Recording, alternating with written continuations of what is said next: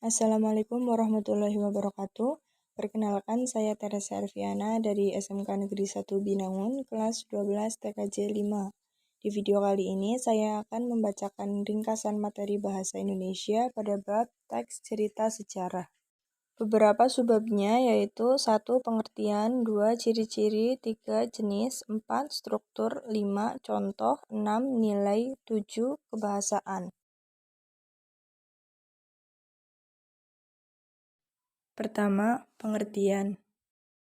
Teks cerita sejarah adalah teks yang menjelaskan dan menceritakan tentang fakta dan kejadian masa lalu yang menjadi latar belakang terjadinya sesuatu yang mempunyai nilai sejarah. Yang kedua, ciri-ciri.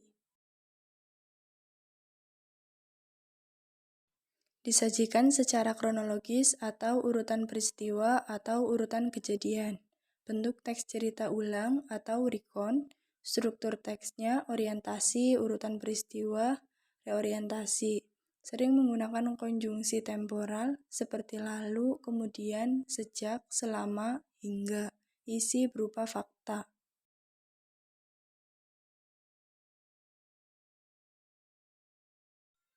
Ketiga, jenis teks cerita sejarah. Pertama, fiksi, teks cerita sejarah yang tidak nyata dan penulis bebas berimajinasi sesuai khayalannya. Contoh, novel, cerpen, legenda, dan roman.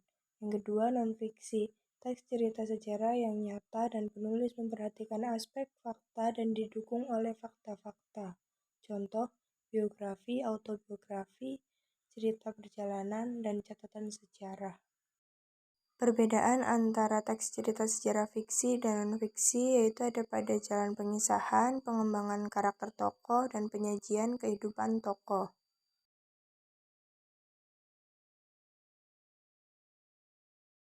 Keempat, struktur teks cerita sejarah.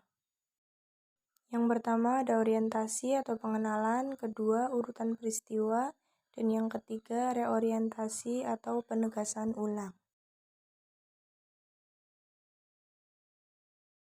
Kelima, contoh teks cerita sejarah. Salah satu contohnya yaitu pada teks cerita sejarah yang berjudul Candi Prambanan. Yang keenam, nilai-nilai yang terdapat pada teks cerita sejarah. Ada 6 nilai yang terdapat pada teks cerita sejarah, diantaranya yaitu nilai budaya, nilai moral, nilai agama, nilai pendidikan, nilai estetika, dan nilai sosial.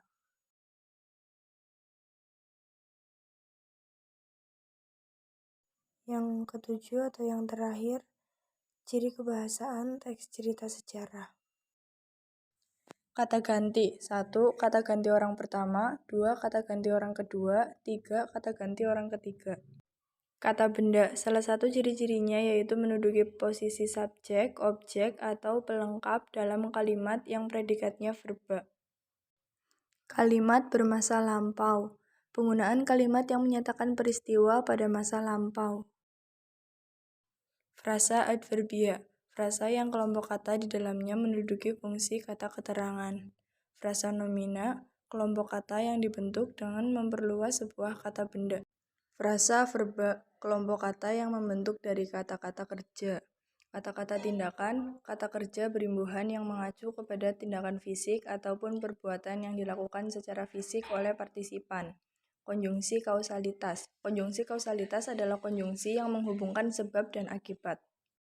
Konjungsi temporal. Konjungsi atau kata sambung temporal atau waktu menjelaskan hubungan waktu antara dua hal atau peristiwa.